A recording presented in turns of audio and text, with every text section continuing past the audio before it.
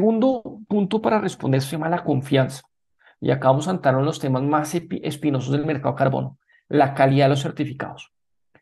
¿Por qué el mercado a veces no anda como quisiéramos que antes?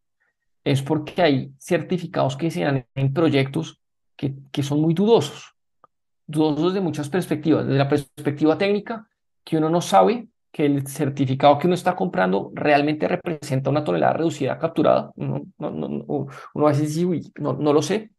O dos, que dice, oiga, el mecanismo por el cual hicieron el proyecto, la línea base no está bien establecida, entonces están sobreestimando la cantidad de certificados. Entonces hay un tema de confianza muy fuerte.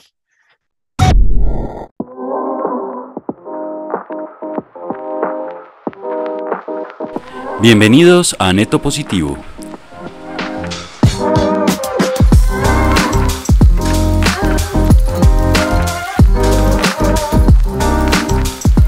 un podcast donde hablamos con personas de distintas profesiones y nacionalidades sobre temas de actualidad relacionados con el medio ambiente. Acompáñanos.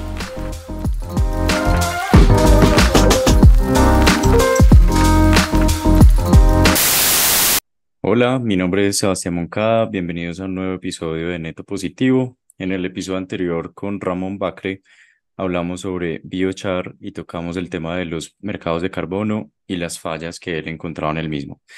Desde Neto Positivo creemos que es posible llegar a los objetivos que nos hemos planteado como sociedad de limitar el efecto o los efectos que tiene el cambio climático, de proteger los ecosistemas y muchos otros, pero el tema está en cómo lo logramos. Una de las respuestas a esta pregunta se encuentra en los mercados de carbono y en las finanzas sostenibles. Los mercados de carbono son un mecanismo de mercado que, según los economistas, puede ser la manera más eficiente de lograr mitigar el cambio climático. Sin embargo, el camino no parece fácil y actualmente hay muchas voces llamando la atención sobre la verdadera efectividad que tienen estos mercados. Para hablar de este tema, hoy nos acompaña Andrés Herkrat. Vamos a comenzar entendiendo qué son los mercados de carbono, pero también entender las fallas que tiene este sistema y cómo sortearlas. Andrés, buenas tardes, bienvenido a Neto Positivo. Buenas tardes, Sebastián, y primero que todo, muchas gracias por la invitación. Bueno, Andrés, cuéntanos un poquito sobre tu trayectoria, sobre tu trabajo actual, en qué te desempeñas. Vale, pues yo trabajo en Alcot hace 2 años, trabajo como Chief Business Solution Officer, que eso es básicamente el brazo comercial de la compañía.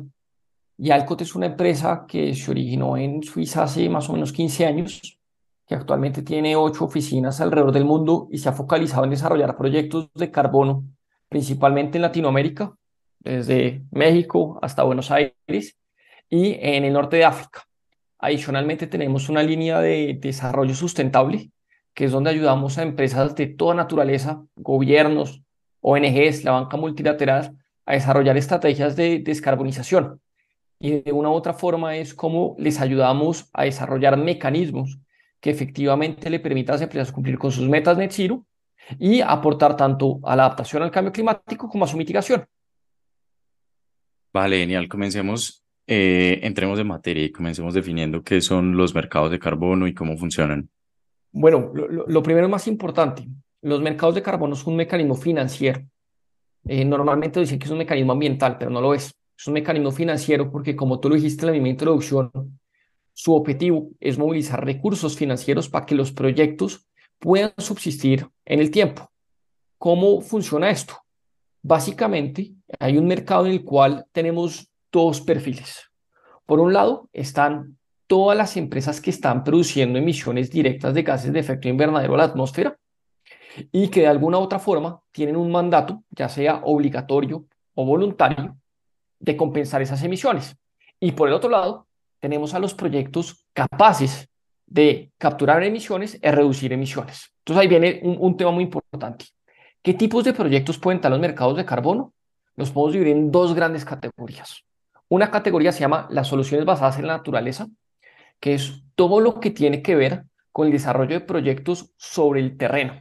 Es decir, vamos a poner ejemplos, proyectos para frenar la deforestación, proyectos para frenar la degradación del suelo, proyectos de ganadería sostenible, proyectos de agricultura sostenible, proyectos que tengan que ver con el medio ambiente y en cómo en estas actividades podemos hacer una captura o una reducción de emisiones. Lo segundo son las soluciones basadas en la tecnología. Las soluciones basadas en la tecnología son todos los proyectos que de alguna u otra forma, a través de eficiencia energética, gestión de residuos sólidos o residuos líquidos o proyectos industriales donde se optimicen procesos, tengamos una reducción, una captura de emisiones. Entonces, acá ya les he hablado de dos conceptos, soluciones basadas en la naturaleza y soluciones basadas en la tecnología. Y adicionalmente nombré otros dos conceptos que también quiero explicar. Por un lado están los proyectos de captura y los proyectos de reducción de emisiones. ¿Y por qué esto es importante? Porque para el funcionamiento del mercado de carbono, los proyectos pueden ser más o menos atractivos si estamos en un lado o en el otro. Entonces, un proyecto de captura es un proyecto que demuestra que está capturando carbono gaseoso de la atmósfera y de alguna u otra forma, sea por un proceso natural o un proceso tecnológico, lo llevamos a carbono suelo. Es decir, lo estamos sacando de la atmósfera y llevándolo otra vez a un estado inerte. Y por otro lado, tenemos los proyectos de reducción de emisiones. Un proyecto de reducción de emisiones está muy asociado a una mejora tecnológica que nos permita consumir menos combustible, ¿cierto? Al consumir menos combustible, ¿qué pasa inmediatamente? Reducimos las emisiones. Entonces, un proyecto de reducción de emisiones no es un proyecto que no emite emisiones, sino que emite menos emisiones a las que emitía antes de hacer una actividad, una transformación, una mejora en un proceso. Entonces, con esos cuatro conceptos, soluciones basadas en la naturaleza, soluciones basadas en la tecnología, proyectos de captura y proyectos de reducción de emisiones, es que empezamos a entender cómo funciona el mercado. ¿Por qué? Como dijimos, es un mecanismo financiero, lo que busca es movilizar recursos para que un proyecto, digamos que subsista en el tiempo. Entonces, cuando yo soy el dueño de un proyecto de carbono que captura o reduce emisiones y que puede ser una solución basada en la una solución basada en la tecnología, yo lo que debo pasar es por un procedimiento supremamente estricto en el cual yo logro demostrar bajo una metodología hecha por una tercera parte basada en ciencia, o sea, todas las capturas o la reducción de emisiones tienen un sustento detrás teórico. Yo paso por ese proceso y genero el certificado de carbono. Y ese certificado de carbono es lo que yo estoy transando en el mercado. Y es lo que eventualmente una empresa que tiene emisiones le compra al dueño del proyecto para compensar su emisión. Entonces, acá ya estamos hablando de dos actores muy importantes. Uno, el que genera el certificado de carbono y el otro, el que lo compra.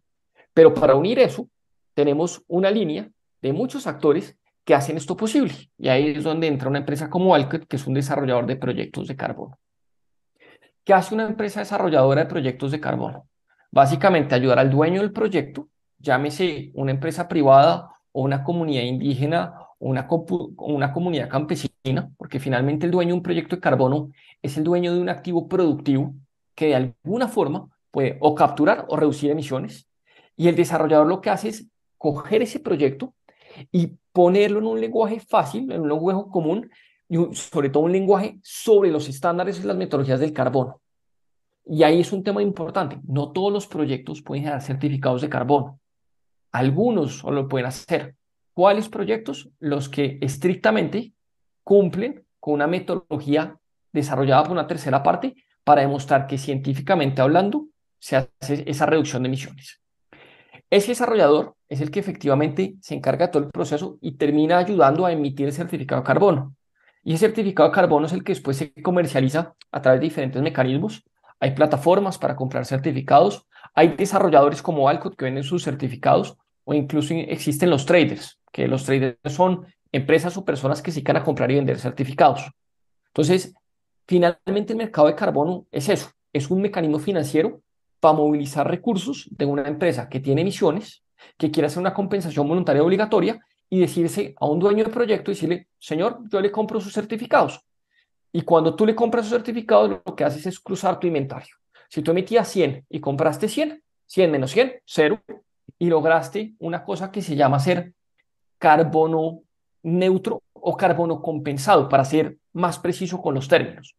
¿Qué significa carbono compensado? Es reconocer que uno como empresa tiene emisiones, pero también es reconocer que tiene un interés innato de compensar sus emisiones y llegar a un, digamos, a un balance neto positivo, o un balance neto neutral, llamémoslo así para Me ser más gusta esa precisos. palabra. Neto Entonces, positivo. ese es básicamente el funcionamiento de los mercados. Vale, genial. Demos algunos ejemplos, o sea, hablemos de un ejemplo específico de un proyecto donde podamos como evidenciar esos diferentes actores, como evidenciar el tipo de proyecto, la metodología que también tocaste un poco ese tema. Eh, sí, démosle como para darle más color a esto que nos estás explicando. Vale, entonces les propongo hacer dos ejemplos. Un ejemplo, una solución basada en la naturaleza y un ejemplo de una solución basada en la tecnología. ¿Por qué? Porque ambas son importantes de tener en cuenta y tienen unas diferencias. Vamos a comenzar con las soluciones basadas en la naturaleza y dar un ejemplo muy común, que son los proyectos que se desarrollan con comunidades campesinas en Colombia. Entonces, desde ALCO tenemos un proyecto que se llama Sur del Meta. Sur del Meta es un proyecto que está reuniendo el orden de 985 familias en 4 municipios del departamento del Meta. Estamos hablando de los municipios de Vista Hermosa, Puerto Lleras, Puerto Concordia y Puerto Rico. ¿Qué se hizo en ese municipio? Se encontró que en más o menos unas 40.000 hectáreas había deforestación. ¿Por qué había deforestación? Básicamente porque la comunidad vivía de cortar la madera y venderla. Entonces, la misma comunidad era la que de una u otra forma estaba promoviendo la deforestación. Pero entonces viene un tema y un debate que es muy importante tenerlo, es yo no le puedo decir a una comunidad que deje de forestar si no le estoy poniendo una alternativa para que puedan vivir, porque todas las personas necesitan de recursos financieros para pagar sus servicios, su mercado, su salud, etcétera, etcétera. Entonces, ¿qué fue lo que hicimos en este proyecto? Reunimos estas 985.000 familias, 985 familias que reunían más o menos las 40.000 hectáreas y empezamos a evaluar la zona. Entonces, lo primero que hicimos en términos de procedimiento fue reunirnos con ellos y empezar a identificar lo que llamamos idea de proyecto. Y es que ellos mismos, desde el principio, hicieran parte de la solución. ¿Por qué? Porque todos los proyectos con comunidad tienen que nacer vinculando a las comunidades. Entonces, vinculamos a la comunidad y les dijimos, señores, hicimos un estudio y nos dimos cuenta que esta región sufre deforestación y queremos proponerles un proyecto de reducción de emisiones. Y les vamos a proponer desarrollar un proyecto Red Más. Entonces, ¿qué significa un proyecto Red Más? Básicamente, sus siglas es un proyecto de reducción de emisiones por frenar la deforestación y la degradación del suelo. Y lo que hicimos desde el principio fue empezar a trabajar con ellos en un tema muy importante, el desarrollo de capacidades. ¿Por qué? Cualquier proyecto de carbono se basa en que el dueño del activo productivo sea el protagonista. Entonces, cuando hablamos que la comunidad es la dueña de la tierra, que es este caso, ellos son los protagonistas, ellos son los dueños de la tierra y son dueños del eventual carbono que se pueda en ese proyecto. Pero para poder llegar a generar carbono, tenemos que lograr que ellos en su día a día están cambiando ciertas actividades. Por ejemplo, ¿cuáles? Oiga, ya no están cortando madera para venderla ilegalmente en el pueblo, sino están protegiendo los árboles, están poniendo proyectos productivos agropecuarios que puede ser, en este caso tenemos proyectos de café, de cacao, de ganadería regenerativa, cualquier tipo de proyecto, y que estamos haciendo un cambio económico donde el proteger la selva está demostrando que hay reducción de emisiones. ¿Cómo se demuestra esta reducción? Y es, cuando yo arranco el proyecto, yo tengo que cumplir unas condiciones mínimas básicas de la región. Entonces, yo establezco una cosa que se llama la línea base. Es decir, cuando el proyecto arrancó, de esas 40.000 hectáreas que tenemos, ¿cuántas estaban deforestadas y cuál es la rata anual de deforestación? ¿Cierto? Yo tengo que tener eso súper claro. Y a partir de eso, con todas las acciones de mejora que empezamos a hacer el día a día con la comunidad, es que logramos demostrar que el área forestada empieza a disminuir, o sea, cada vez tenemos más área forestada, más área con cobertura vegetal. Y segundo, que la rata de disminución por deforestación está reduciéndose. ¿Qué significa eso? Si el proyecto arranca y la tasa de deforestación anual es del 10%, pues la idea es que en el año 5 de proyecto, por poner un ejemplo, ya no sea el 10, sino sea el 8. Y que en el año 10 de proyecto ya no sea el 8, sino sea el 5. Y así sucesivamente vaya disminuyendo, pues hasta que lleguemos, ojalá, a una deforestación de cero. Ese es como el gran objetivo. Entonces, nuevamente, ¿qué pasa si el desarrollador de proyectos de carbono no se articula con la comunidad? Que esto en la realidad no va a pasar. La comunidad tiene mucha responsabilidad y son el corazón del proyecto. No solo porque son los dueños de la tierra y son los dueños del derecho comercial del certificado, sino también porque si ellos no hacen parte de la solución y no se frena la deforestación, pues el proyecto no genera certificados de carbono. Entonces, esto es importantísimo. Entonces, una vez uno los vincula, uno arranca a hacer un estudio de factibilidad. Y el estudio de factibilidad es estudiar cuatro componentes muy claros. Primero, técnicamente tengo que demostrar que el proyecto cumple con los mínimos básicos para ser elegible ante alguna metodología o estándar de carbono. Entonces, ¿cómo así que existen metodologías y estándares? La pregunta que todos hacen. Pues sí, existen del orden de 190, casi 200 metodologías diferentes para registrar proyectos de todo tipo de reducción de emisiones para generar estos bonos. Y si el proyecto que uno tiene no tiene la metodología, pues puede que si reduzca emisiones, pues yo no las puedo certificar. Entonces, Ok. las metodologías como tal son esos soportes científicos en los cuales demuestran que una actividad puntual y bien llevada efectivamente genera una reducción de emisiones. Entonces, están amparadas en ciencia. ¿Y cómo así que están amparadas en ciencias? Sí, detrás de cualquier proyecto de estos hay una metodología hecha por científicos que se han gastado miles de horas en determinar ecuaciones que nos permitan demostrar que esto ocurra. Entonces, hay ciencia detrás de esto que nos ayudan a demostrar que el proyecto es posible. Ya ahorita vamos a hablar de eventualmente los defectos o las debilidades del mercado de carbono, porque sé que acá va a haber muchas personas que podrán estar en desacuerdo en que finalmente el bono de carbono está bien calculado o no, pero eso lo vamos a ver para más adelante. De momento sigo con la factibilidad. Entonces hacemos la factibilidad técnica. Buscamos que la metodología y un estándar. Cuando encontramos esos dos checks, tenemos que ir a una evaluación adicional y tenemos que estudiar la adicionalidad del proyecto. Y ese concepto es el más complejo a la hora de hablar de los mercados de carbono. Los proyectos solo pueden generar bonos de carbono si y solo si demostramos que el proyecto es adicional. Y demostrar que un proyecto es adicional se tiene que ver desde muchas perspectivas. La primera, versus la línea base. Si yo me meto a una región y hago algo y hay un impacto positivo que tengo que demostrar que ese impacto positivo se tiene que hacer debido a mi acción. Entonces acá podemos ir básicamente a las leyes de Newton, acción-reacción. Yo tengo que demostrar que lo que yo hago está generando un positivo en el ambiente. Entonces lo Sí, primero es es eso. decir, que tu acción que con el proyecto estás generando sea adicional a lo que ya Exacto. habría pasado en el terreno si no hubiera proyecto, ¿cierto? Exactamente. Entonces, ahí se trabaja mucho lo que tú dices, se llama la teoría del cambio, el antes versus el después. Yo comparo los dos escenarios y la diferencia positiva es lo que yo llevo a certificados de carbono. Entonces, de una u otra forma, cada certificado de carbono está sustentado metodológicamente hablando con un estándar que desarrolló una metodología específica para ese tipo de proyecto para yo demostrar que mi actividad genera un certificado de carbono. Entonces, ahí va la perspectiva técnica. No sé Después si va la si ya lo aclaramos, pero de pronto hace falta decir que un certificado de carbono equivale a una tonelada. No sé Sí, si ya lo habíamos dicho, pero no lo hemos dicho, pero y es un muy ok. buen punto, porque siempre dicen, oiga, ¿qué es un certificado de carbono? Entonces, lo primero, tecnicismos. Un certificado de carbono es igual a un bono de carbono y es igual a un crédito de carbono. Las tres palabras sirven, no son del todo correctas, pero sirven.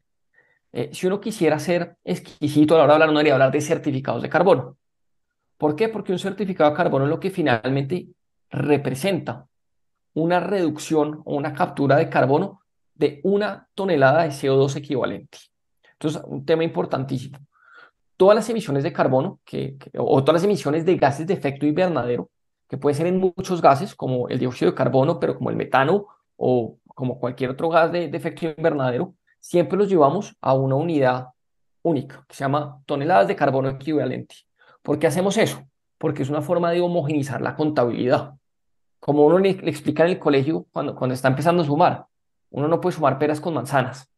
Entonces, de una u otra forma, aplicamos unos coeficientes para llevar a un valor que nos permita sumar todo con todo de forma correcta desde la perspectiva científica de la contabilidad.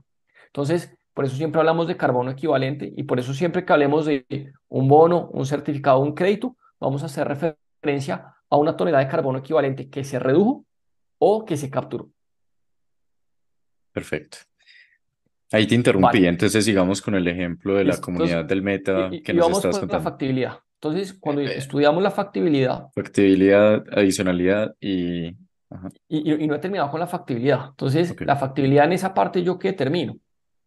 Decimos, oiga, este es un proyecto tipo Red Más, la reducción de emisiones y freno de la degradación del suelo. Entonces, tengo que buscar un estándar que tenga esa metodología. Entonces, en ese caso particular, fuimos a Berra.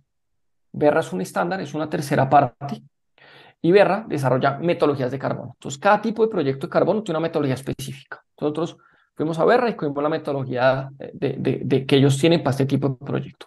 Y lo que hicimos fue aplicar esa metodología para cuantificar cuántos certificados de carbono podríamos generar si se lograsen las metas que teníamos del proyecto. Es decir, si logramos articular a la comunidad y eventualmente frenamos la deforestación en la tasa que lo estamos mencionando. Entonces, con ese estándar es que hacemos la cuantificación. Entonces, acá, ¿cuál es el punto más crítico? Teníamos que trabajar en el establecimiento de la línea base. Y la línea base requiere mucho trabajo en campo. La línea base no es que yo saque una foto satelital y ya, sino no. Hay que ir a campo, hay que poner parcelas. En cada parcela lo que yo hago es evaluar con el tiempo cómo están cambiando las cosas. Obviamente tengo que usar fotogrametría y con ayuda de las fotos que tiene la nación, en este caso Colombia, yo miro cómo viene siendo el comportamiento de la deforestación año tras año. Entonces uno empieza a articular todas formas y establece una línea que es la línea base, que llamémoslo la foto cero, que para nosotros se llama 2019. Entonces en 2019 ese fue nuestro punto de partida. Y a partir de ese punto de partida es que todas las actividades que estamos proyectando hacer tienen que tener un efecto positivo en cuanto a la reducción de emisiones, es decir, el freno de la deforestación. Con eso pasamos a otra parte de la factibilidad, la parte financiera. Los proyectos de carbono tienen que ser rentables, rentables para todos, no solo para el dueño del proyecto, no solo para la comunidad. ¿Por qué? Porque si no los proyectos se desangran, no se quiebran. Entonces, siempre se busca que un proyecto desde la perspectiva financiera sea atractivo. Es decir, que el volumen de certificados de carbono que yo voy a generar es lo suficiente para cubrir los costos de un proyecto de carbono, los costos a nivel de CAPEX, lo que yo tengo que invertir en los primeros años, y después el OPEX, porque un proyecto de carbono se tiene que operar y mantener. Entonces, ¿qué es el CAPEX en un proyecto de carbono? Todo lo que se tiene que hacer para legalizar la tierra. En este caso, pues que estamos hablando de los llanos orientales, en los llanos de Colombia hay muchas dificultades con establecer la correcta tenencia de la propiedad. Es un Ujú, vacío normativo con el que carga Colombia pues desde que somos nación. Y cuando se hacen estos proyectos, los estándares exigen que la tierra se demuestre que tienen debida posesión. Y normalmente nos piden el certificado de libertad o tradición o la escritura o lo que sea, un documento que nos exige el estándar. Entonces, lo primero que trabajamos durante casi 2 años fue trabajar con la comunidad en legalizarles la tierra. A nombre de ellos, la tierra es de ellos, es propiedad de ellos, pero sí nos tocó a nosotros invertir mucho en eso. Parte del CAPEX.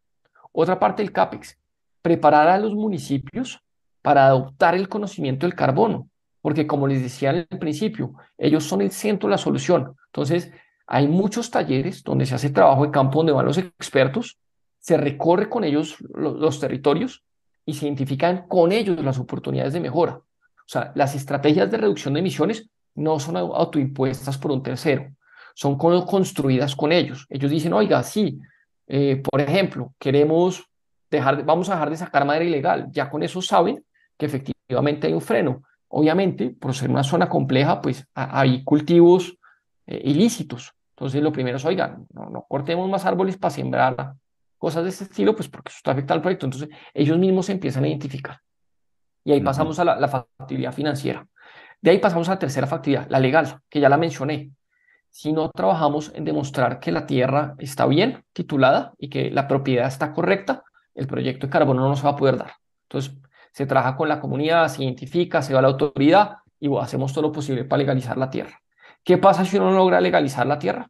Esa tierra no la puede usar el proyecto de carbono.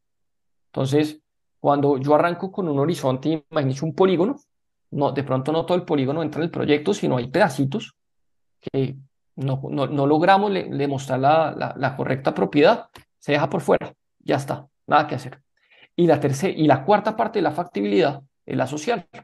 Y en la factibilidad social es demostrar que la comunidad presente, llámese comunidad indígena o comunidad campesina o comunidad cualquiera, estuvo vinculada al proyecto, se le presentó el proyecto y ellos fueron parte de la toma de las decisiones. Entonces ahí llega un tema importantísimo, la gobernanza en un proyecto de carbono. Todos creemos que hacer un proyecto de carbono es fácil. No, ya se dieron cuenta de la factibilidad, que es complejo. Pero imagínense lo que es operar un proyecto 30, 40 años y asegurarse que durante 30, 40 años las prácticas que están frenando la deforestación no se alteren. Es más, que mejoren. Eso es difícil. ¿Por qué? Imagínense hoy, 2023, yo arranco un proyecto de carbono.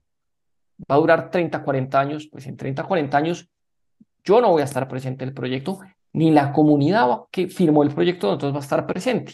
Entonces, ¿cómo generamos un marco donde se transfiere el conocimiento de generación en generación y nunca se va a perder la gobernanza? Y ahí llega el punto más importante de los proyectos de carbono. ¿Qué es un proyecto de carbono exitoso? Un proyecto de carbono exitoso no es el que emite certificados una vez y ya, es el que logra cumplir con su periodo de diseño, que dependiendo de la metodología es 30, 40 años. Para este proyecto, el Sural Meta que les estoy comentando, por la metodología con la que estamos desarrollando el proyecto, es 30 años. Entonces, imagínense ustedes desarrollar un proyecto con una comunidad campesina y decirles, por 30 años usted tiene que ser parte activa de este proyecto. Ellos tienen que adquirir un compromiso muy grande con uno y uno como desarrollador con ellos. Esto es de doble vía. Los dos Claro, estamos poniendo mucha energía. Con eso acabamos la etapa de factibilidad. Y la siguiente etapa es pasar a diseñar el proyecto. Entonces, hay unas siglas que se llama el PDD, que traducen Project Document Design del inglés. Y el PDD es un momento en el cual pasamos todo esto que les acabo de decir de la factibilidad al lenguaje común que son los estándares de carbono y su metodología y diseñamos un proyecto. Y el diseñando es, ¿para qué vamos a hacer el proyecto? ¿Cómo lo vamos a hacer? ¿Cuándo lo vamos a hacer? ¿Cuál es su impacto? Y tenemos que medir todos los indicadores positivos del proyecto. ¿Por qué? Los proyectos de carbono, más allá de ser un proyecto de carbono, son un proyecto de impacto, donde el carbono es uno de los subproductos, es uno de los cobeneficios, pero no es el único. Y es un tema muy importante el carbono. Cuando hablamos de proyectos de carbono, todos medimos el éxito del proyecto por la cantidad de certificados de carbono que produce. Y eso es falso. Nosotros tenemos que ver los proyectos de carbono como un instrumento para viabilizar territorios. Como dijimos del principio, ¿qué es un mercado de carbono? Es un instrumento financiero para movilizar recursos para que los proyectos perduren tiempo. Y para que esto suceda, pues el impacto tiene que ser mucho más tangible en otras dimensiones. Entonces, por un lado, pues sí, el carbono. ¿Por qué? Porque el carbono es capaz de traerme recursos, pero yo tengo que generar encadenamientos productivos, tengo que generar modelos de gobernanza, tengo que proteger los ecosistemas, tengo que hacer un sinfín de cosas que producen unos indicadores muy positivos. Y lo que buscan los proyectos es medir ese impacto. Entonces, no solo vender carbono por vender carbono, sino es contar una historia, volver la realidad y lo que se vende a través de un certificado de carbono es el impacto generado por ese financiamiento que trae el certificado de carbono. Entonces, a eso es lo que tenemos que llevar con el PD. El PD es un proceso que puede tomar 4, 5, 6 meses. A medida que los proyectos son más complejos, pues los tiempos se extienden más. Pero cuando ujú, yo acabo ese PD, viene el tercer paso. Y el tercer paso es ir a validar el proyecto. Entonces yo acabo de validar el proyecto ante un tercero, que es el estándar. ¿Por qué? Porque en términos de darle transparencia al proyecto, pues ¿quién mejor que el que desarrolló el modelo científico para respaldar la captura o la reducción de emisiones para decirme a mí, señores, esto está bien o esto está mal? Entonces, por ejemplo, en el proyecto del sur del Meta, nos demoramos 6 meses, casi un año haciendo el PD, lo presentamos y cuando se lo presentamos a Berra, pues lo primero que hace Berra es revisarlo, ver que efectivamente esté cumpliendo con la metodología y cuando encuentran algo que no les gusta o que no está bien explicado o no está bien redactado o que hace falta, nos levantan la mano y nos dicen, señores, acá hay una oportunidad de mejora y hasta que usted no mejore esto, yo el proyecto no lo puedo aprobar. Entonces, empezamos a ver que los proyectos de carbono tienen controles de calidad. No significa que sean perfectos y no significa que el mecanismo ya funcione en las mil maravillas. No, nos falta un montón de cosas por aprender y por eso muchas de las críticas que han salido hoy en día en los periódicos, pues hay unas que son reales, pero hay otras que ya son desbordadas. En términos de las reales, el mecanismo como tal me permite acá que el estándar me corrija a mí y que uno pueda trabajar con la comunidad en corregir los documentos. ujú. Cuando yo logro la validación, tengo que ir a una cuarta etapa y es la verificación. Y acá nuevamente se tiene que buscar una tercera parte que se llama una OVB organismo de validación y verificación, que es otro externo, que viene a auditar el trabajo del estándar, a auditar el trabajo del desarrollador y a auditar el trabajo de la comunidad. Entonces, el mecanismo, ya ven, tiene muchos controles. Entonces, lo que se busca en esto es un embudo, y es ir filtrando la calidad del proyecto. Y yo con eso hago que un proyecto que estuvo mal estructurado, pues puede que un estándar diga, oiga, lo siento mucho, se perdió, o que una OEB diga, este proyecto no es apto, por la razón que sea. Entonces, vemos como ese embudo va filtrando los proyectos y los que llegan al final de la verificación son los que se registran. Y un proyecto que se registra es el que ya emite certificados y los puede comercializar. Entonces, todo ese proceso puede tomar del orden desde este proyecto de Sur del Meta que les comento, nos hemos demorado casi 3 o 4 años en estructurarlo, porque nos tocó calcular las emisiones, legalizar la tierra, capacitar a la comunidad, vincularlos, hacerlos parte de la solución hasta llegar a un acuerdo de distribución de beneficios con ellos. Y es lo que siempre vemos en todos los periódicos. ¿Y qué es la distribución de beneficios? Son los recursos que, cómo distribuyo los recursos que quedan al final de todo este ejercicio para la comunidad. Pero acá hay un tema Ujú. muy importante que hay que mencionar. Para yo llegar a una distribución de beneficios, tengo que haber llegado a emitir los certificados. Y como ya ven, ese proceso es largo y ese proceso cuesta mucho dinero y hay que invertir muchos recursos. Entonces, ¿qué se hacen con esos recursos que se invierten en este proceso? La gran mayoría se van a contratar a la misma comunidad en jornales o en cualquier tipo de moneda o actividad para que se cumplan con las actividades.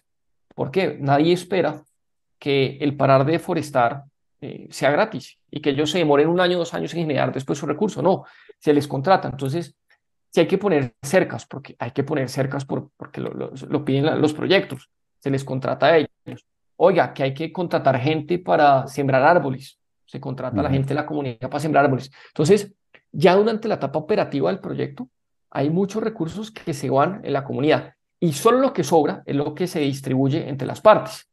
Y normalmente se distribuye en 3 partes. Primero, los dueños del proyecto, entonces la comunidad. Llámese eh, comunidad indígena, comunidad campesina o el privado que montó su proyecto. Ellos son los primeros, son los dueños del proyecto y los dueños de los certificados. El segundo, el desarrollador del proyecto como Alcott, que lo que hacemos nosotros es básicamente transformar un proyecto, una iniciativa, en un proyecto de carbono para que emita certificados y atraer el recurso a través de la venta de certificados de carbono. Pero también existen los inversionistas. En muchos casos hay varias empresas que necesitan los certificados de carbono para o cumplir con sus objetivos de descarbonización y comprar bonos para compensar, o también porque tienen intenciones de venderlos. Que si uno esté de acuerdo o no en que los vayan a vender después, pues es otra discusión. Pero la realidad es que hay inversionistas que ponen un recurso y que sin ese recurso financiero de pronto no se tendrían los medios suficientes para desarrollar un proyecto de carbono, porque un proyecto de carbono cuesta harto dinero y esfuerzo. Entonces, entre estos tres se hace una distribución de beneficios. ¿Qué es lo importante? Que la distribución de beneficios sea equitativo en función de las aportaciones de todas las partes. El mundo ideal es en donde todos se sienten cómodos con lo que ganan. Y si todos están cómodos en lo que ganan, la gobernanza a 30 o a 40 años va a ser sostenible en el tiempo. Y eso es lo que hoy en día estamos buscando y en donde los desarrolladores gastan mucha energía y mucho tiempo porque de una u otra forma es el corazón y es esa etapa que decía donde yo diseño el proyecto, donde yo establezco esta autopista. Si yo tengo Ujú. un edificio con cimientos sólidos, puede llegar un temblor, puede llegar un terremoto y el edificio no se cae. No significa que no se afecte y que no vayan a haber inconvenientes, porque sí, cualquier proyecto de largo plazo los tiene. Lo importante es que el edificio sea sólido y que cuando pasen estas cosas, entre las partes puedan dialogar e encontrar acuerdos. Entonces, ese es el mundo ideal. Ahora vienen las críticas y si quieres, ahí te doy la palabra para que me cuentes un poco de los comentarios que hablaron en la entrevista pasada para que podamos empatarlo y darte respuesta de mi visión como una persona que está en el mercado de qué siento yo, de no solo los problemas que tiene el carbono, sino yo también quisiera hablar de las oportunidades. Vale, claro. Bueno, digamos que en la última entrevista lo que hablábamos era que cuando estás en el mercado de carbono estás cambiando emisiones que son de largo plazo, o mejor dicho, estás cambiando carbono fósil que está almacenado bajo tierra, lo estás llevando a, digamos que a través de las emisiones, se está llevando a un ciclo corto de carbono, o sea, está llegando a la atmósfera en un ciclo corto y luego con, digamos, con acciones como la reforestación, lo mantienes dentro de un ciclo corto de carbono, es decir, si, ¿qué pasa si, por ejemplo, en un proyecto de reforestación se incendia el bosque? Todo esto nuevamente, pues todo lo, digamos, todo el CO2 o todo el carbono capturado, pues va a retornar a la atmósfera. Entonces, eso era un poquito como la crítica. Pero a mí me gustaría también como cambiar un poco, también, digamos, hablar un poco como de la mirada macro. Digamos que hace más o menos ya 2 décadas existen mercados de carbono alrededor del mundo y las emisiones siguen en aumento. O sea, digamos que el mundo sigue emitiendo cada vez las emisiones van en aumento. Y este mercado, si bien ha ido creciendo, pues no va creciendo como tan rápido. Entonces, quiero saber como tu perspectiva al respecto, qué crees que está sucediendo, este mercado no está cumpliendo su objetivo, o crees que si bien este mercado está cumpliendo su objetivo, estaríamos mucho peor sin ellos. Em, ¿Y qué se necesita para que este mercado pues se convierta en un motor de cambio eh, más acelerado de lo que está haciendo hoy para mitigar el cambio climático? Listo, Sebastián, pues buenísima pregunta, porque efectivamente uno de los temas que más se cuestionan es que técnicamente las metodologías realmente responden a la realidad de los proyectos. Entonces, para este caso, los ciclos del carbono, los proyectos sí tienen un tema que se llama los buffers, y es que cuando yo hago una estimación de generación de certificados de carbono, antes de emitir los certificados al mercado, me castiga el estándar. Es decir, un proyecto que haya generado 100.000 certificados es porque en realidad generó 120.000 o 130.000. Y esa diferencia además es como un seguro de vida que guarda el estándar para que si efectivamente hay un incendio, haya unos certificados adicionales para cubrir ese hueco. Entonces es un tema muy importante porque los estándares también reconocen la realidad de los proyectos. Y la realidad es que un proyecto se puede incendiar, que una tormenta sí puede llegar y llevarse los árboles o los paneles solares y efectivamente hay que tener ciertas contingencias a la hora de llevar la contabilidad. Hoy por hoy hay un tema que está arrancando, que está muy nuevo, pero ya son unos tipos de seguros para asegurar stocks de carbono. Entonces, donde financieramente se guardan unos recursos y si el proyecto falla, esos recursos salen a suplir el proyecto o a cubrir ese gap. Entonces, efectivamente, hay una parte tecnológica que ya está arreglada en la metodología y otra parte que está en la parte de innovación y desarrollo, que es la parte de seguros de carbono y es algo bastante nuevo. En cuanto a la segunda parte de la pregunta, estamos hablando de los crecimientos del mercado de carbono y efectivamente es una realidad que las emisiones a nivel global vienen creciendo más rápido de lo que viene creciendo el mercado del carbono. Y esto obedece a muchos fenómenos. El primero es la temporalidad. Desarrollar un proyecto de carbono, como lo vimos en la respuesta anterior, requiere mucho tiempo, muchas etapas. Un proyecto de carbono normalmente, desde que uno concibe la idea hasta emitir el primer certificado, si le va bien, se demora un año. Si el proyecto es muy complejo, 2, 3, 4, 5 años. Entonces, ¿qué empieza a pasar? Que la industria está creciendo mucho más rápido de lo que el mercado de carbono puede salir a responder. Entonces, ¿qué significa eso?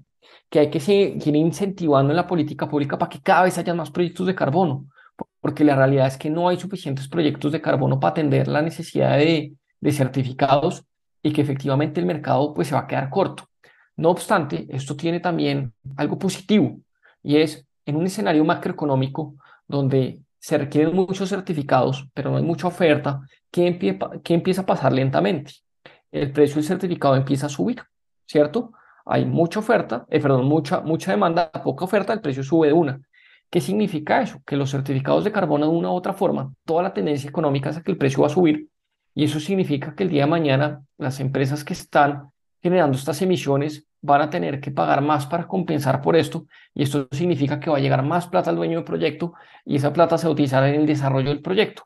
Porque una cosa que no mencionamos anteriormente y es fundamental del propósito de los mercados de carbono y es que los dineros que se generan por la venta de certificados de carbono deberían reinvertirse en el mismo.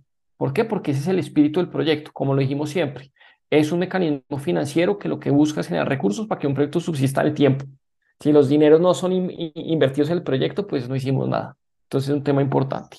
Y el tercer punto de la pregunta era si creemos que los mercados de carbono efectivamente están jugando un papel en la descarbonización de las economías o no. O sea, si efectivamente era lo que se está llegando. Y yo digo sí, pero no. Yo siento que es una de las formas en las cuales podemos contribuir, pero no creo que sea la única y tenemos que cerrarnos a trabajar solo en esa. ¿Por qué? Porque ya logramos demostrar que la descarbonización es importante y la descarbonización no solo importante por el tema de la prevención del cambio climático desde la perspectiva de la mitigación y la adaptación al cambio climático, sino por, como le mencionaba anteriormente, el cambio climático finalmente se produce por emisiones y una emisión finalmente impacta la salud pública de las personas. Entonces también tenemos que ver la descarbonización no solo desde la protección de los ecosistemas, sino nosotros como especie poder persistir por un tema de salud pública. Entonces, creo que el mercado de carbono sí ha funcionado bastante bien, pero también creo que no es la única alternativa y que tenemos que seguir investigando en otros mecanismos. Y un tema que quiero reiterar acá, también los mercados de carbono no son perfectos y por eso también no es la única solución. Los mercados de carbono llevan 15 años y llevamos 15 años en un proceso de mejora continua, aprendiendo todos los años más y más y más, y las metodologías cada vez son más estrictas y mejores desarrolladas, pero obviamente todavía hay un hueco muy grande donde efectivamente hay cosas que todavía no están funcionando bien. Entonces, el mercado de carbono es uno de los muchos de mecanismos que deberían existir para decirle a las industrias cómo trabajar. Por eso los mercados de carbono pues, son solo uno de los caminos para financiar la transición energética o la reducción de emisiones o cualquier proyecto basado en la naturaleza. Es uno, pero no la única. Vale, genial. Hablemos un poquito de esos problemas, o sea, qué problemas se generan de, mejor dicho, hablemos de las trabas en la oferta, en las trabas en generar un proyecto, en las trabas en que haya más oferta y pues más oferta de certificados, que más proyectos salgan y se desarrollen. ¿Cómo se podría resolver eso? Pues es muy buena pregunta y la voy a responder desde dos perspectivas. Una, desde el mercado, y es, yo creo que para que este mecanismo funcione mejor, creo que los precios de los certificados de carbono todavía son muy bajitos en comparación al impacto que representan. Voy a poner un ejemplo puntual. Fíjate, tú estás en Singapur y tú en Singapur estás con una planta último modelo, pero que emite unas emisiones enormes. ¿Tú qué tienes que hacer para que esa planta emita menos? Pues meter una inversión fuertísima, porque ya modernizar una máquina moderna, pues cuesta mucha plata, pero tienen que seguir haciéndolo, porque pues hay una presión regulatoria, porque los obligan, porque se exigen, ¿cierto? Entonces, ¿por qué a ellos, por ejemplo, allá en Singapur, que reducir una tonelada de carbono en términos de inversión les puede costar 100, 200, $300? Porque el tema tecnológico es muy fuerte, porque están pagando 5, 10, $15 en un certificado de carbono. En mi parecer, eso no es justo porque no es proporcional. O sea, no tiene sentido que una empresa no contaminar le cueste $500 y venga acá a Latinoamérica o África y compre un certificado en 5 y $10 y se ganó 490 de beneficio. Yo siento que eso no es equitativo, entonces siento que los precios del mercado de carbono eventualmente tendrían que subir más para que esto empiece a coger mucho más inercia y efectivamente se lleve a que un momento que el impacto no generado por una empresa sea proporcional al beneficio que se le está generando al dueño del proyecto. Porque yo hoy en día creo que el mayor desequilibrio está en eso, en que el comprador del certificado tiene mucho más beneficio que el que percibe, el que desarrolla el certificado. Entonces, ese es el primer tema, el mercado. El segundo punto para responder se llama la confianza. Y acá vamos a entrar en los temas más espinosos del mercado de carbono, la calidad de los certificados. ¿Por qué el mercado a veces no anda como quisiéramos que antes? Es porque hay certificados que se dan en proyectos que son muy dudosos, dudosos de muchas perspectivas. Desde la perspectiva técnica, que uno no sabe que el certificado que uno está comprando realmente representa una tonelada reducida capturada. Uno a veces dice, uy, no lo sé. O dos, que dice, oiga, el mecanismo por el cual hicieron el proyecto, la línea base no está bien establecida, entonces están sobreestimando la cantidad de certificados. Entonces hay un tema de confianza muy fuerte. Entonces la confianza se arregla de dos formas. Uno, con desarrolladores de proyectos que efectivamente desarrollen los proyectos siguiendo el paso a paso de la metodología y no se den de vivos en ningún momento, sino se vayan a la realidad. Dos, en que los estándares y las OBBs, que son estas terceras partes que auditan los procesos, cumplan su rol. El trabajo de ellos es meterse a un proyecto y verificar que efectivamente los cálculos están bien hechos, todas las estimaciones son las correctas y que realmente lo que se está generando es lo que es. Entonces, ahí hay un tema muy importante. Y viene después el otro tema de la historia del certificado de carbono. Como mencionábamos ahorita, el certificado de carbono es un cobeneficio de un proyecto de impacto, sino que es tangible porque lo logramos llevar a unidades de carbono equivalente. Pero un certificado de carbono tiene 6 principios que uno tiene que evaluar a la hora de comprar un proyecto o no. Y esta es una invitación a todos los que van a comprar certificados de carbono. Cuando vayan a comprar certificados de carbono, estudien el proyecto, porque independientemente que todos los certificados en todo el mundo equivalen a una tonelada equivalente, el impacto no es el mismo. Entonces, lo primero que se mira siempre, se tiene que probar que el proyecto efectivamente es adicional, que fue la conversación que tuvimos hace unos minutos. Hay que demostrar que si este proyecto no hubiera existido, ese impacto no hubiera ocurrido. Entonces, lo primero que hay que demostrar es que efectivamente el proyecto pueda mostrarle a la gente que es un proyecto hecho para esto, con este propósito y que lo está logrando. Segundo, tiene que ser verificable. Siempre hay que demostrar que un proyecto está evaluado por una tercera parte, que son los organismos de validación y verificación. O sea, no puede ser que, imagínense yo algo diciendo, no, yo generé un certificado y yo con yo, ¿no? Pues ese certificado no da confianza, no da tranquilidad. Entonces tiene que haber una OBB detrás que diga, hombre, yo cumplí el proceso y acá está mi certificado que yo evalué el proceso. Entonces es un tercero. El tercero, que es permanente. El certificado de carbono no puede venir de un proyecto. Imagínense que yo hago una plantación de vina, vendo el bono de carbono y al día siguiente eso no dio plata y le prendí candela, ¿cierto? Y la desaparecí. No, hay que demostrar que el certificado de carbono viene de un proyecto que se está manteniendo en el tiempo. Si es un parque solar, que el parque solar sigue operando. Si es una hidro, que la hidro sigue operando. Si es un sistema de tratamiento de gases en una planta de tratamiento de aguas residuales, lo mismo. Uno tiene que mostrar que el tema es perdurable, o sea, que el certificado existe porque la captura es real y permaneció en el tiempo.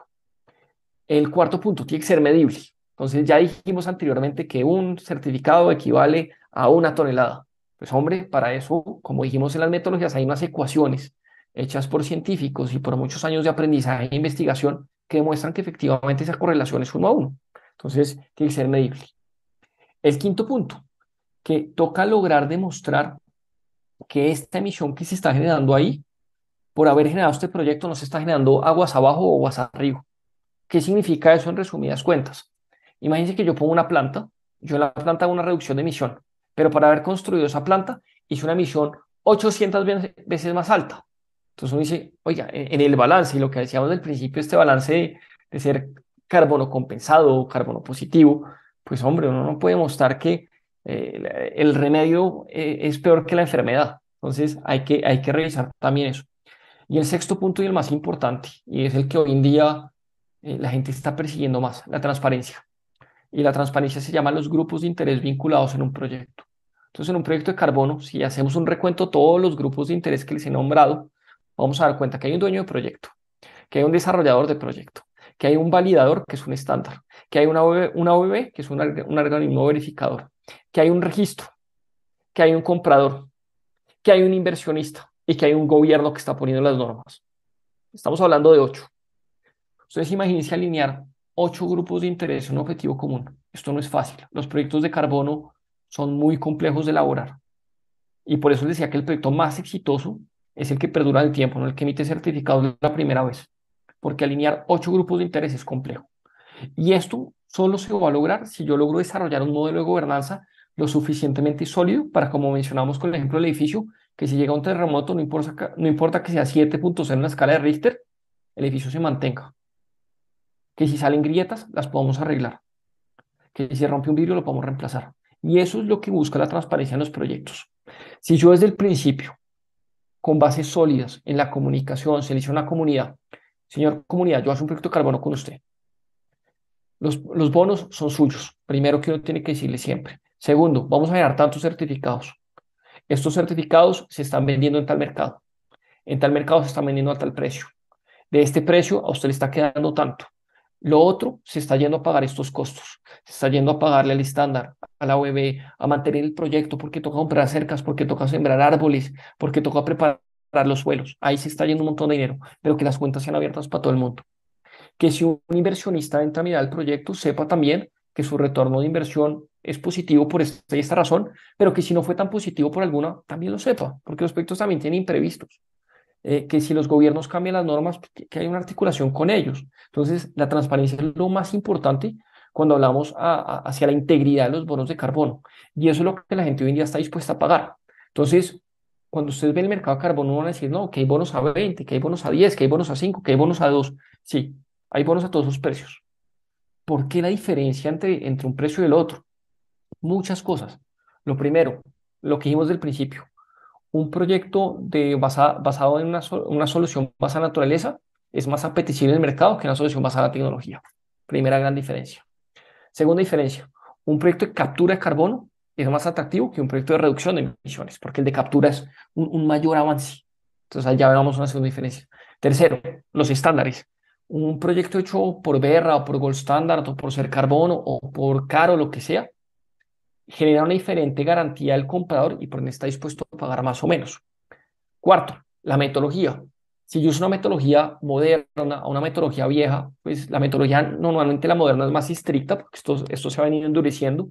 Entonces hay más garantía que los certificados. Si dicen 100 certificados, son 100 certificados. No 99 ni 101, son 100. Aquí hablábamos de la contabilidad. Entonces ya hablábamos de la metodología. Adicionalmente, que se tuvo en cuenta las comunidades o el dueño del proyecto desde el principio. También puede ser un privado, que es el dueño de un parque solar, o un dueño de un relleno sanitario, o de una flota vehicular que está haciendo un cambio de energía, es que esté involucrado desde el principio no logre demostrarlo. Y un tema importantísimo que varía mucho en los precios y es el impacto real. Entonces, hoy en día cuando se venden certificados de carbono, uno vende impacto. Y impacto no solo se expresa en toneladas de carbono reducidas o capturadas, el carbono también se traduce en cómo favoreció un ecosistema terrestre o un ecosistema marino, en cómo hicieron un encadenamiento productivo de comunidad, en cómo protegí el agua, cómo protegí la fauna y la flora. Y cuando ustedes empiezan a ver esos términos, nos empezamos a dar cuenta de un lenguaje muy común, los objetivos de desarrollo sostenible. Si nosotros demostramos que el proyecto está aportando positivamente versus esas métricas, que es un lenguaje universal, es un proyecto que a las empresas o a los inversionistas o al comprador del certificado les va a gustar más, porque las empresas están buscando comprar un certificado que se acerca a su estrategia de sostenibilidad, muy desde la perspectiva de las compensaciones voluntarias. Las empresas que compensan voluntariamente buscan eso, buscan impacto. Entonces compran ese certificado. Hay otras empresas que no están interesadas tanto en el impacto, sino solo en cumplir. Y eso no está mal. Yo siento que una empresa que así esté comprando los certificados o haciendo actividades de mitigación o adaptación a cambio climático porque le toca, pues está cumpliendo con la norma, es lo mínimo. Entonces creo que también hay que aplaudirlo y no solo quedarnos en que debería estar haciendo más, ¿no? A veces las empresas no pueden hacer más porque eso o se quiebran. Entonces, tanto en el mundo regulado como en el mundo no regulado, creo que el meterse en estos mecanismos de compensaciones obligatorias o voluntarias es poner un granito de arena y que, linkándolo con la pregunta anterior, que efectivamente empiezan a marcar la diferencia. Que quisiéramos que la marcara más, completamente de acuerdo. Ojalá esto fuera más fuerte, pero vamos en camino a. Y acá la invitación a todos es, si bien entendemos que los proyectos de carbono no son perfectos y que tienen falencias, creo que el rol de todos los que estamos hablando de esto y que de alguna u otra forma interactuamos con el medio es tratar de promoverlos bajo buenos principios. Y es lo que mencionábamos ahorita.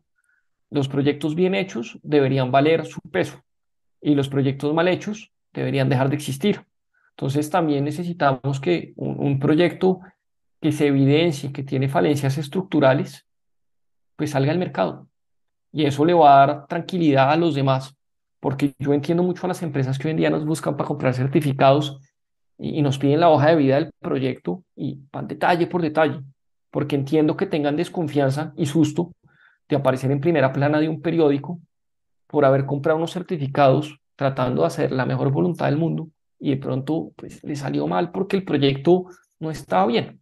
Entonces, la confianza es lo más importante que debe trabajar ahorita el mercado y recuperarla y que todas las personas que en este momento están haciendo crítica constructiva la sigan haciendo, porque la crítica es que sean las soluciones. Entonces, yo soy de las personas que obviamente todos los días leo el periódico y estoy viendo qué está saliendo, qué crítica está saliendo, porque también es la forma en la que nosotros como empresa empezamos a proteger nuestros proyectos de cara a hacerlos bien, hacerlos correctamente. Ujú. Y no significa que no tengamos proyectos que hayan tenido errores. Sí, tenemos proyectos con errores. Lo importante es que esos errores hemos trabajado, corregirlos y salir adelante porque efectivamente creemos en el mecanismo y creemos en los mercados de carbono como una vía de promoción de la descarbonización que ayuda a la mitigación y adaptación al cambio climático, pero como lo dije anteriormente, a la salud pública. Vale, Andrés, esos consejos para los compradores, inversionistas y demás están súper interesantes, pero ¿qué le dirías a alguien que está pensando en desarrollar un proyecto? O sea, no sé, puede ser una empresa, puede ser una comunidad, puede ser una persona que tiene un terreno. ¿Qué recomendaciones le darías a esa persona? ¿Por dónde puede empezar? ¿Cómo se hace este tema? Bueno, lo primero siempre es identificar una oportunidad y una oportunidad es identificar un proyecto que efectivamente está haciendo una captura de carbono, una reducción de emisiones y una vez tengan identificado esa oportunidad, lo primero que se debe hacer es corroborar que efectivamente el proyecto tenga una metodología existente sobre la cual se pueda registrar el proyecto, porque si no, pues es un proyecto de reducción de emisiones, claro que lo es, pero pues no será susceptible a los mercados de carbono. Los mercados de carbono es un mecanismo bastante regulado y bastante estandarizado y muchas veces no es que mi proyecto sea muy bonito y yo quiero que genere certificados de carbono, sino que es que cumpla con unos mínimos básicos. Entonces, el tema es, cada vez que tenga una iniciativa de este estilo, busquen asesoría en alguna empresa que tenga las capacidades técnicas y que les pueda ayudar a guiar si efectivamente estamos hablando de una iniciativa o un potencial proyecto de carbono. Porque iniciativas de reducción de emisiones hay muchas, pero no todas son registrables. Los proyectos de carbono son únicamente aquellos que se pueden desarrollar bajo una metodología de carbono desarrollada por un estándar certificado. Vale, genial. Muchas gracias, Andrés. Y gracias a todos los que nos escuchan por llegar al final de este episodio. Si te gustó este episodio y quieres que más gente aprenda sobre este tema, o la mejor forma, pues la mejor forma de hacerlo es compartir este episodio. Si conoces a alguien que es un inversionista o que está pensando en, qué sé yo, comprar bonos de carbono para compensar las emisiones de su empresa o desarrollar un proyecto, envíale este episodio. Hazle clic a la campanita para que no te pierdas de los próximos episodios de Neto Positivo y te invitamos a seguir la conversación en nuestro perfil de LinkedIn y en Instagram donde nos encuentras como Neto Positivo.